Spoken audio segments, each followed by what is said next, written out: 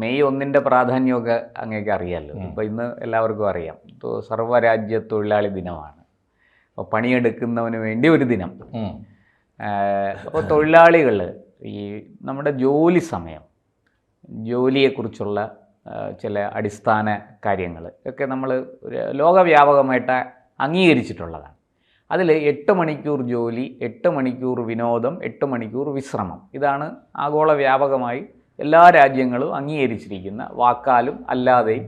ചിലർ ഇതിന് ചില രേഖാമൂലമുള്ള ഇതൊക്കെ ഉണ്ടാക്കിയിട്ടുണ്ട്. പക്ഷെ എന്തായാലും നമ്മൾ പിന്തുടർന്ന് വരുന്ന കഴിഞ്ഞ എത്രയോ ഇൻഡസ്ട്രിയൽ റെവല്യൂഷൻ, വ്യാവസായിക വിപ്ലവത്തിന് ശേഷം നമ്മൾ തുടർന്ന് വരുന്ന നയം ഇതാണ്.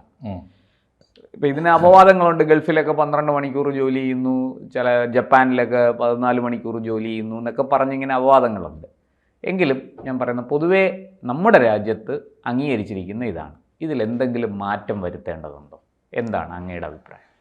അല്ല, എന്തു വന്നാലും 8 മണിക്കൂറിൽ കൂടുതൽ ഒരു മനുഷ്യനെ കൊണ്ട് ജോലി ചെയ്യിക്കുന്നത് ഒരു മനുഷ്യജീവൻ്റെ നിലനിൽപ്പിനും ആരോഗ്യത്തിനും ഒട്ടും തന്നെ പര്യാപ്തമല്ല എന്ന കൺസെപ്റ്റ് ഒരു ദിവസം കൊണ്ടുണ്ടായതല്ല, നൂറ്റാണ്ടുകൾ കൊണ്ട് ഇവോൾവ് ചെയ്ത് വന്നതാണ്. ചിക്കാഗോയിലെ തൊഴിലാളി സമരത്തിലാണ് അതിന്റെ ഭാഗം, ആ മുദ്രാവാക്യം അതായിരുന്നു മെയ് ദിനം. അതിനു മുമ്പ് എത്രയോ നൂറ്റാണ്ടുകളായിട്ട് അടിമകളെ പോലെ 20 മണിക്കൂറൊക്കെ ജോലി ചെയ്തിരുന്നു മനുഷ്യർ. ഫാക്ടറികളിൽ, തോട്ടങ്ങളിൽ ഒക്കെ പണി ചെയ്തുകൊണ്ടിരുന്ന അടിമ തൊഴിലാളികളായി ജീവിക്കുന്നവർക്കാണ് ആദ്യമായിട്ട് ഒരു മുദ്രാവാക്യം ഉണ്ടാകുന്നത്. ഇങ്ങനെ ഒന്ന് വേണം, ഞങ്ങൾക്ക് ഉറങ്ങാനായിട്ട് കുറച്ച് സമയം വേണം, കുടുംബത്തോടൊപ്പം ചെലവഴിക്കാൻ കുറച്ച് സമയം വേണം. അങ്ങനെയാണ് ദിവസത്തെ 3 വീതിച്ചിട്ട് ഈ മുദ്രാവാക്യം വന്നത്. അങ്ങനെ നൂറ്റാണ്ടുകൾ കൊണ്ട് മാനവരാശി നേടിയെടുത്ത വളരെ അനിവാര്യമായ ഒരു മനുഷ്യാവകാശം, ശരിക്കും ഒരു സ്വാതന്ത്ര്യത്തിന്റെ കൂടി ഭാഗമാണ്. തീർച്ചയായിട്ടും. അത് മാത്രമല്ല, മൗലികമായ മനുഷ്യാവകാശമാണത്. ലോകത്തിലെവിടെയും പണിയെടുക്കുന്ന, അവിടുത്തെ ഭരണഘടന ഏതാവട്ടെ, ഡെമോക്രസി. ഇതിനെ നമ്മളൊരു ഇസത്തിന്റെ ഒരു മേലങ്കി ചാർത്തണ്ട. ഇത് കമ്മ്യൂണിസമോ മാർക്സിസമോ അല്ലെങ്കിൽ ഏതെങ്കിലും മതത്തിന്റെ ഇസമോ ഒന്നും അല്ല. ഇതൊരു എന്താ പറയാ, മാനുഷികമാണ്. അതായത് മനുഷ്യാവകാശമാണിത്. ഇത് ലോകത്തിലെല്ലായിടത്തും. ഇപ്പോൾ ചിക്കാഗോ സമരം നടത്തിയത് കമ്മ്യൂണിസ്റ്റ് പാർട്ടി ഒന്നും അല്ലല്ലോ. അതെ. പിന്നീട് മെയ് ദിനം നടത്തിക്കൊണ്ട് പോകുന്നത് ആ ഒരു പാരമ്പര്യത്തിൽ വന്ന, ആ ധാരയിൽ വന്ന കമ്മ്യൂണിസ്റ്റുകാരെ നടത്തുന്നേ ഉള്ളൂ. അപ്പോൾ മാത്രമല്ല സോഷ്യലിസ്റ്റുകൾ നടത്തുന്നുണ്ട്, എല്ലാവരും. അപ്പോൾ ഇത് ഇസമല്ല പ്രധാനം. അല്ല, ഇന്നിപ്പം നമ്മുടെ ഇന്ത്യയിൽ തന്നെ സോഷ്യലിസത്തിനും കമ്മ്യൂണിസത്തിനും ഒക്കെ എതിർ ദിശയിൽ നിൽക്കുന്ന BMS, ഭാരതീയ മസ്ദൂർ സംഘ്, മെയ് ദിനത്തിൽ അവരും ചില പരിപാടികളും ചർച്ചകളും ഒക്കെ സംഘടിപ്പിക്കുന്നുണ്ടെന്നാണ് എൻ്റെ ഒരു അറിവ്. അവർ വിശ്വകർമ്മ ദിനം എന്ന് പറഞ്ഞ് വേറൊരു ദിവസം ആചരിക്കുന്നുണ്ട്, ആഘോഷിക്കുന്നുണ്ടെങ്കിലും മെയ് ദിനത്തിനോട് അവർക്ക് എതിർപ്പൊന്നുമില്ല. അല്ല, ഉണ്ടാവാൻ സാധ്യതയില്ല. ഒരു തൊഴിലാളിക്കും അത് സാധ്യമല്ല. 2 കാര്യങ്ങളാണ്. ഒന്ന്, തൊഴിലാളിക്ക് വളണ്ടറി ആയിട്ട് സ്വമേധയാ തൻ്റെ തൊഴിൽ സമയം നിർണ്ണയിക്കാനുള്ള അവകാശമില്ലാതെ, അടിമ തൊഴിലാളികളെ പോലെ ഈ യാതൊരു നിഷ്ഠയുമില്ലാതെ, ഒരു അടിസ്ഥാന സൗകര്യവും ഇല്ലാതെ പണിയെടുപ്പിച്ചിരുന്ന കാലത്ത് ഒന്ന് സംഭവിച്ചത്, അവർക്ക് വേണ്ടി സംസാരിക്കാൻ ഓർഗനൈസേഷൻ ഉണ്ടായി. തൊഴിലാളി യൂണിയൻ, ട്രേഡ് യൂണിയനിസം എന്ന് പറയുന്നത് പിന്നീട് തൊഴിലാളിക്കും നാടിനും ദോഷം വരുത്തിയെങ്കിൽ അതിൻ്റെ ഉത്തരവാദികൾ വേറെയാണ്. പക്ഷെ അന്ന് അനിവാര്യമായ ഘട്ടത്തിലാണ്. അത് BMS-നും ഉണ്ട്, അത് CITU-നും ഉണ്ട്, AITUC, INTUC ഒക്കെ ഉണ്ടാവും. അടിസ്ഥാന ധാരണ അതാണ്. തൊഴിലാളിയുടെ അവകാശങ്ങൾക്ക് വേണ്ടി ഒരു സംഘബോധം വേണം. കാരണം എനിക്കും പ്രശാന്തനും പറ്റുന്നത് പോലെ എല്ലാ തൊഴിലാളിക്കും ഒന്ന് സോറി സർ എന്ന് പറയാൻ പോലും പറ്റില്ല. അത് പറ്റുന്നവർക്ക് വേണം. അതാണ് അത്. ഇപ്പോൾ ഒരു കാര്യം ആലോചിച്ച് നോക്കും, നൂറ്റാണ്ടുകൾ കൊണ്ട് ഇവോൾവ് ചെയ്ത് വന്ന മനുഷ്യൻ്റെ ഈ വലിയ മൗലികമായ അവകാശം, ഇതില്ലാതാക്കാനുള്ള ശ്രമങ്ങൾ പുത്തൻ കോർപ്പറേറ്റ് മുതലാളികൾ അതിലേക്കാണ് വരുന്നത്. മാഷേ, അതാണ് നമ്മുടെ ഈ ഇൻഫോസിസ് എന്ന കമ്പനി കേട്ടിട്ടുണ്ടല്ലോ, ഇന്ത്യയിലെ ഏറ്റവും വലിയ IT കമ്പനികളിൽ ഒന്നാണ്. അതിൻ്റെ സഹസ്ഥാപകനാണ് നമ്മുടെ നാരായണമൂർത്തി സാർ. അദ്ദേഹം പല വേദികളിലും പലയിടത്തും ഇന്നല്ല പല സ്ഥലങ്ങളിലും അദ്ദേഹം പ്രസംഗിക്കുമ്പോൾ ഈ കാര്യം പറയാറുണ്ട്. തൊഴിൽ സമയം കൂട്ടണം, അപ്പോൾ ഉൽപ്പാദനം കൂടും. ഉൽപ്പാദനം കൂടുമ്പോൾ അതിനനുസരിച്ച് നമുക്ക് വരുമാനം കൂടും. അപ്പോൾ വരുമാനം കൂടിക്കഴിഞ്ഞാൽ നമുക്ക് സുഖസൗകര്യങ്ങൾ വർദ്ധിക്കും. ഇപ്പോൾ ഇന്ന് നമ്മൾ ഒരു യന്ത്രവൽകൃത ലോകത്താണ് ജീവിക്കുന്നത്. മനുഷ്യൻ്റെ ഒരുപാട് കാര്യങ്ങൾ അവൻ്റെ കായികമായ അധ്വാനത്തെ കുറച്ചുകൊണ്ട് യന്ത്രവൽകൃതമായ സംവിധാനങ്ങളിലൂടെ നമ്മൾ ഒരുപാട് മുന്നേറിയിട്ടുണ്ട്, പുരോഗതി നേടിയിട്ടുണ്ട്. അത് പരിസ്ഥിതിക്കുണ്ടാകുന്ന നാശങ്ങൾ വേറെയാണ്, അതും ചർച്ച ചെയ്യപ്പെടുന്നുണ്ട് ഇന്ന്. എങ്കിലും മനുഷ്യൻ്റെ കായികമായ അധ്വാനം കൂടി. പണ്ട് മൺവെട്ടി കൊണ്ട് വെട്ടി കുഴിച്ചിരുന്ന സ്ഥലത്ത് ഇന്നിപ്പോൾ JCB വരുന്നു. അപ്പോൾ ആ മാറ്റം നമ്മൾ മനസ്സിലാക്കുന്നു. അപ്പോൾ അദ്ദേഹം പറയുന്നത് ഈ 8 മണിക്കൂർ എന്ന ഇത് ഈ മനുഷ്യൻ്റെ കായിക അധ്വാനത്തെ ബേസ് ചെയ്തിട്ടാണ് നമ്മൾ നിശ്ചയിച്ചിരുന്നത്. അപ്പോൾ ഇന്നത് മാറി, യന്ത്രവൽകൃതമായൊരു ഒരു ലോകം ആണിത്. അവിടെ നമുക്ക് തൊഴിൽ സമയം കൂട്ടണം. ഇപ്പം ഉദാഹരണത്തിന് IT സെക്ടർ, നമ്മുടെ കമ്പ്യൂട്ടർ സോഫ്റ്റ്വെയർ മേഖലയൊക്കെ എടുത്തു കഴിഞ്ഞാൽ അവിടെ ഈ 8 മണിക്കൂർ പോരാ, കൂടുതൽ സമയം ജോലി ചെയ്യണം, കൂടുതൽ പ്രൊഡക്ടിവിറ്റി ഉണ്ടാകണം, എങ്കിലേ കമ്പനി ലാഭത്തിലാവുകയുള്ളൂ. കമ്പനിക്ക് ലാഭം കൂടിയാൽ മാത്രമേ ജീവനക്കാർക്ക് അതിനനുസരിച്ച് ശമ്പളം കൊടുക്കാൻ പറ്റുള്ളൂ, അവരുടെ ആനുകൂല്യങ്ങൾ കൊടുക്കാൻ പറ്റൂ. ഇതൊക്കെയാണ് അദ്ദേഹം നിരത്തുന്ന ന്യായങ്ങൾ. അതിന് അദ്ദേഹം പറയുന്നുണ്ട്, ചില ഇതൊക്കെ കാണിക്കുന്നുണ്ട്. ഇപ്പം ഗൾഫിൽ, പിന്നെ നമ്മുടെ ജപ്പാൻ പോലെയുള്ള രാജ്യങ്ങളിൽ, ഈവൻ അമേരിക്കയിലെ പല പ്രദേശങ്ങളിലുമൊക്കെ ആൾക്കാർ കൂടുതൽ സമയം ജോലി ചെയ്യുന്നുണ്ട് എന്നാണ് പറയുന്നത്.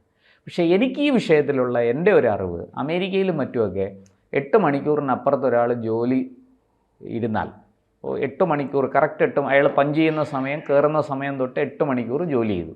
8 മണിക്കൂർ 5 മിനിറ്റായ ഒരു അലാറം മുഴങ്ങും, അപ്പം സ്ഥലം വിട്ടോണം, പോയിക്കോണം. ഇല്ലെങ്കിൽ മാനേജ്മെൻറ്റിൻ്റെ പ്രതിനിധികൾ വരും, ഇയാളെ തൂക്കിയെടുത്ത് നേരെ സൈക്കോളജിസ്റ്റിൻ്റെ അടുത്ത് കൊണ്ടുപോകും കൗൺസിൽ ചെയ്യാൻ. കാരണം ഇയാൾ വർക്കഹോളിക്കായി എന്നാണ് അവർ കണ്ടെത്തിയിരിക്കുന്നത്. ആൽക്കഹോളിക് ആകുന്നത് പോലെ വർക്കഹോളിക് ആയിരിക്കും. അങ്ങനെ ഒരുപാട് പേര് തൊഴിൽ ഭ്രാന്ത് പിടിപെട്ടിരിക്കുക. ഒന്ന് തൊഴിൽ ഭ്രാന്ത്, 2 അയാൾക്ക് വീട്ടിൽ പോകാനുള്ള ഇയാൾക്ക് വീട്ടിലെന്തോ അടുത്തത്, അത് അമേരിക്കക്കാരൻ വളരെ കൃത്യമായി അഡ്രസ് ചെയ്യുന്നുണ്ട്. ഇവന് വീട്ടിലെന്തോ പ്രശ്നമുണ്ട്, ഭാര്യയായിട്ട് വഴക്കായിരിക്കും, അല്ലെങ്കിൽ മക്കളുമായിട്ട് വഴക്കായിരിക്കും, അല്ലെങ്കിൽ സമൂഹത്തിൽ എന്തോ, സൊസൈറ്റിക്കകത്ത് എന്തോ പ്രശ്നമുണ്ട്, അതുകൊണ്ട് ഇവന് കൗൺസിലിംഗ് ആവശ്യമുണ്ട് എന്ന് പറഞ്ഞാൽ അവർ കൗൺസിൽ ചെയ്യാൻ കൊണ്ടുപോകും. ഇത് ഞാൻ ചില ലേഖനങ്ങളിൽ വായിച്ചിട്ടുണ്ട്. അപ്പോൾ ഇവിടെ നാരായണമൂർത്തിയുടെ ഈ വാദത്തെ, ഈ ആവശ്യത്തെ, അദ്ദേഹം പറയുന്നു 25 കൊല്ലം മുമ്പേ ഇതൊക്കെ തുടങ്ങിയതാണ്, ഇത് ചർച്ച തുടങ്ങി, അന്ന് ഇതിൻ്റെ വിദഗ്ധർ മറുപടി കൊടുത്തു.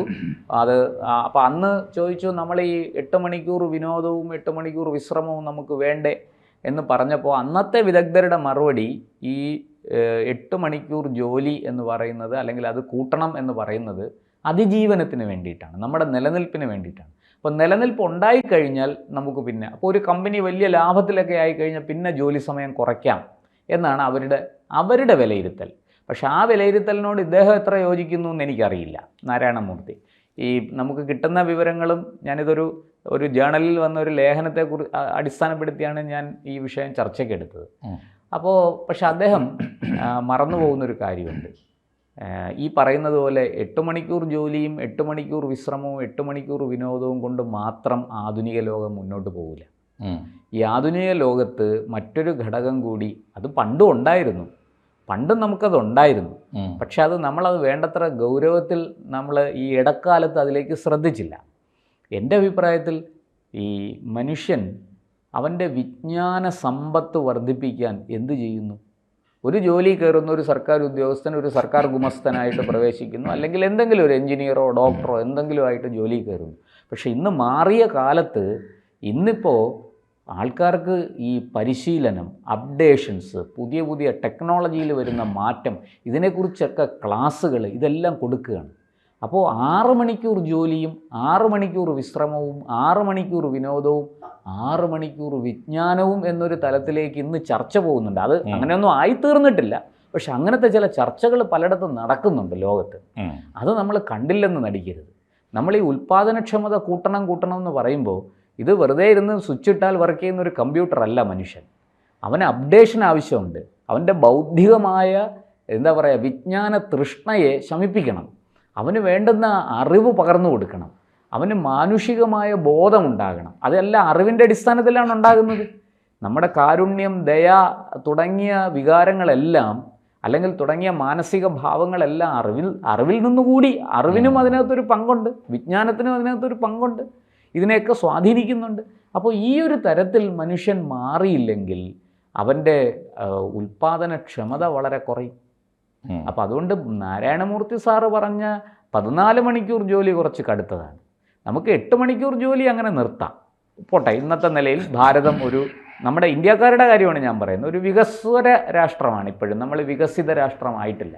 ഒരു അമേരിക്കയോ അല്ലെങ്കിൽ ഒരു യൂറോപ്യൻ വികസിത രാഷ്ട്രമൊന്നും അല്ല നമ്മൾ, ജപ്പാനൊന്നും അല്ല നമ്മൾ. പിന്നെ നമ്മുടെ രാജ്യത്ത് ജനസംഖ്യ വളരെ കൂടുതലാണ്. അപ്പോൾ ആൾക്കാർക്ക് ഈ ഒരാൾ തന്നെ കൂടുതൽ സമയം ജോലി ചെയ്താൽ അതൊരു പക്ഷേ മറ്റൊരാളുടെ ജോലിയെ ബാധിച്ചേക്കും, അയാളുടെ തൊഴിൽ ലഭ്യതയെ ചിലപ്പോൾ അത് ബാധിച്ചേക്കും. അപ്പോൾ നമുക്ക് കുറേ കൂടിയൊക്കെ ലിബറലായി, കുറേ കൂടെ മനുഷ്യത്വം നൽകി, മനുഷ്യമുഖം നൽകി ഈ തൊഴിൽ നിയമങ്ങളെ നമുക്ക് പരിഷ്കരിക്കേണ്ടതുണ്ട്. അത് കാലാകാലങ്ങളിൽ നമ്മൾ പരിഷ്കരിക്കുന്നുണ്ട് അത്യാവശ്യം. പക്ഷേ ഇവിടെ ഈ പറഞ്ഞ 14 മണിക്കൂർ കുറച്ച് കടുത്തുപോയി. മറിച്ച് നമുക്കത് 8 മണിക്കൂർ ജോലിയും ഈ പറഞ്ഞതുപോലെ 6 മണിക്കൂർ വിനോദവും പിന്നെ 6 മണിക്കൂർ വിശ്രമവും ബാക്കി വരുന്ന സമയത്ത് വിജ്ഞാനം വർദ്ധിപ്പിക്കാനുള്ള നമ്മുടെ പഠനം. ഇപ്പോൾ ഈ ഒരു വൈദിക കാഴ്ചപ്പാടിലൊക്കെ പണ്ട് പറയും സ്വാധ്യായാൻ മാ പ്രമദ, പഠിത്തം ഒരിക്കലും ഉപേക്ഷിച്ച് കളയരുതെന്നാണ്.